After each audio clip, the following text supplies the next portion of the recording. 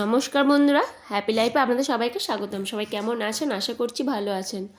অন্যান্য দিনের মতন আজকে চলে এলাম কিছু টিপস নিয়ে, যে টিপসগুলো ফলো করলে আমি আশা রাখছি আমার মতন আপনাদেরও দৈনন্দিন জীবন হয়ে উঠবে অনেক সহজ সরল। আমরা নানান রকম কাজে ব্যস্ত থাকি, তবুও তার মধ্যে আমাদের সমস্ত রকম কাজকর্ম সামলাতেই হয়। তো সেই সমস্ত কাজকর্ম কিভাবে আমরা একটার পর একটা গুছিয়ে করতে পারি তারই কিছু টিপস আমি এখানে দিচ্ছি। সবথেকে আমাদের বেশি সময় কাটে রান্নাঘরে, আর রান্নাঘরের কাজকর্ম করতে গিয়ে বা রান্নাবান্না করতে গিয়ে কিন্তু এরকম তেল পড়েই যায়। তো আমি এখানে একটু তেল ফেলে আপনাদেরকে দেখাচ্ছি। দেখুন, আমি হাতে নিয়ে তেলটা দেখাচ্ছি। আর এই তেলটা পরিষ্কার করতে গেলে হয় আমরা কোনো রকম নাতা বা এরকম শুকনো কাপড় ইউজ করি, আর নাতাটা ইউজ করার পর কিন্তু সেই নাতাটা আবার কিন্তু তেল চিটচিটে হয়েই থাকে। তো আমরা সেখানে ওটা কোনো শুকনো কাপড় বা নাতা না ইউজ করে পুরানো বা নোংরা বা কোনো পোকা হয়ে গেছে এই ধরনের আটা বা ময়দা আপনারা ইউজ করতে পারেন, বা ভালো আটা বা ময়দাও ইউজ করতে পারেন। এখানে আমি একটু আমার 1 চামচের মতন একটু ভালো ময়দা ইউজ করলাম। দেখুন, এখানে কিন্তু আর এতটুকুও তেল লেগে রইল না। আমি আপনাদেরকে বাম হাতে করে দেখাচ্ছি। এখানে আমি ডান হাতে করে সমস্ত রকম ময়দাটা দিয়ে সরিয়ে নিলাম এবং ডান হাতে দেখাচ্ছি। দেখুন, এখানে কিন্তু এতটুকুও তেল চিটচিটে করছে না, আর এখানে যে একটু তেল পড়েছিল সেটাও বোঝা যাবে না। আশা করছি টিপসটা আমাদের ভালো লেগেছে। তো টিপস নাম্বার 2, যখন রান্না বান্না করতে যাই একটু আঁচটা হয়তো জোর হয়ে গেছে বা জলটা একটু কমে গেছে, সেই ক্ষেত্রে কিন্তু আমাদের তরকারিটা পুড়ে যায়। তো তরকারিটা পুড়ে গেলে আমরা কিন্তু খেতে পারি না। তো সেই জিনিসটা আমাদের ফেলে না দিয়ে যদি আমরা একটু হিং ব্যবহার করি, তো হিং ব্যবহার করলে কিন্তু পোড়া ভাবটা পুরোটাই চলে যাবে। আপনারা সামান্য পরিমাণে হিংটা ব্যবহার করবেন, তাহলে দেখবেন পোড়া ভাবটা ব্যালেন্স হয়ে গেছে, কোনো রকম পোড়া ভাব গন্ধটা থাকবে না। টিপস নাম্বার 3, যখন আমরা চালুনি দিয়ে চালতে যাই তখন কিন্তু চারিদিকে ছিটকে পড়ে। দেখুন, এই পাশ ওই পাশ থেকে আরম্ভ করে, তাও আমি কত আস্তে আস্তে চালছি, তাও এদিক ওদিক পড়েই যাচ্ছে।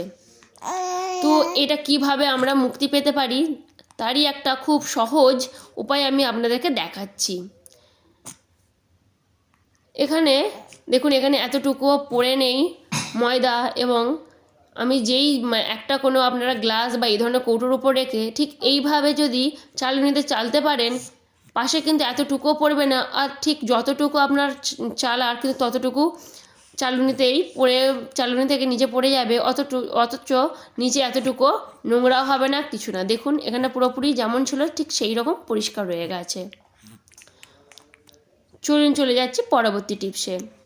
কাঠের জিনিস, বিশেষত খাটে বা এই ধরনের যেখানে ডিজাইন করা থাকে বা ড্রেসিং টেবিল, এই খাঁজগুলোতে কিন্তু পুরোপুরি নোংরা জমে থাকে।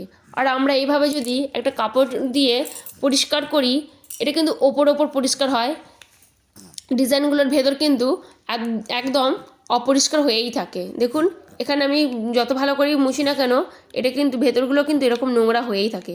তো আমাদের বাড়িতে এরকম ব্রাশ সবার বাড়িতেই থাকে। তো এই ব্রাশগুলো দিয়ে যদি আলতো হাতে এইভাবে একটু পরিষ্কার করে নিই, দেখুন এখানে কিন্তু পুরোপুরি নোংরাটা পরিষ্কার হয়ে যাচ্ছে। তো এটা কিন্তু আবার চকচক করবে।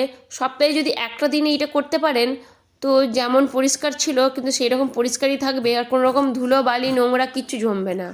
আশা করছি টিপসটা আপনাদের কাজে লাগবে। আমি এইভাবেই পরিষ্কার করে থাকি, তো আপনারা করে দেখুন। চলুন চলে যাই পরবর্তী টিপসে। তো বন্ধুরা, যদি এই টিপসগুলো ভালো লেগে থাকে তাহলে অবশ্যই লাইক করবেন এবং কমেন্ট করবেন, এবং আমার কোন টিপসটা আপনাদের সবথেকে বেশি ভালো লাগছে অবশ্যই জানাবেন।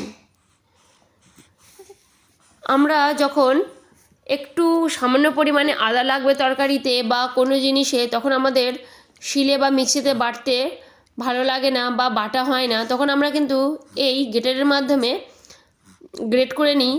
আর তখন কিন্তু এটা একদম মিহি হয় না। আমি আপনাদেরকে দেখাচ্ছি, এটা কিন্তু এই দেখুন একদম মিহি হচ্ছে না, অনেকটা এরকম শক্ত শক্ত দানা দানা মতন রয়ে গেছে। কিন্তু এখানে যদি আমি একটা পলিথিন পেপার নিয়ে নিই, পলিথিন পেপারের উপর গ্রেট করে দেখুন এখানে এটা কতটা পরিমাণে মিহি হবে। এটা একদম খুব চাপ করে করার দরকার নেই, চাপ করে দিলে কিন্তু পেপারটা ছিঁড়ে যেতে পারে। একটু আলতো হাতে এইভাবে যদি আপনারা গ্রেড করে নিন, তো গ্রেড করে নেবার ফলে দেখুন আপনাদেরকে আমি কোনো রকম কিন্তু স্কিপ না করে পুরোটাই দেখাচ্ছি। দেখুন কতটা ভালোভাবে হয়েছে, এবং এটা আমি আপনাদেরকে একদম সামনে থেকে দেখাচ্ছি। দেখুন বন্ধুরা, যেহেতু আমি কিন্তু পুরোটা কিন্তু ভালোভাবে খোলাটা কিন্তু ছুলেও নিলাম না, কিন্তু আপনারা যদি খোলাটা ছুলে নেন খুব আরও ভালোভাবে হবে। আমি এটা অনেকটা আপনাদেরকে সামনে থেকে দেখাচ্ছি, তাহলে আপনারা বুঝতে পারবেন যে কতটা পরিমাণে মিহি হয়েছে। এই দেখুন, এটাতে যখন একটু পরিমাণে লাগবে কিন্তু শিলনোড়া আপনারা ইউজ করতে চাইছেন না, তখন কিন্তু আপনারা খুব সহজেই এটা ইউজ করতে পারবেন। তো বন্ধুরা, টিপসগুলো যদি ভালো লেগে থাকে আশা রাখবো একটা আপনারা কমেন্ট করবেন এবং লাইক করবেন, এবং নতুন বন্ধু হলে সাবস্ক্রাইব করে পাশে থাকবেন। ধন্যবাদ।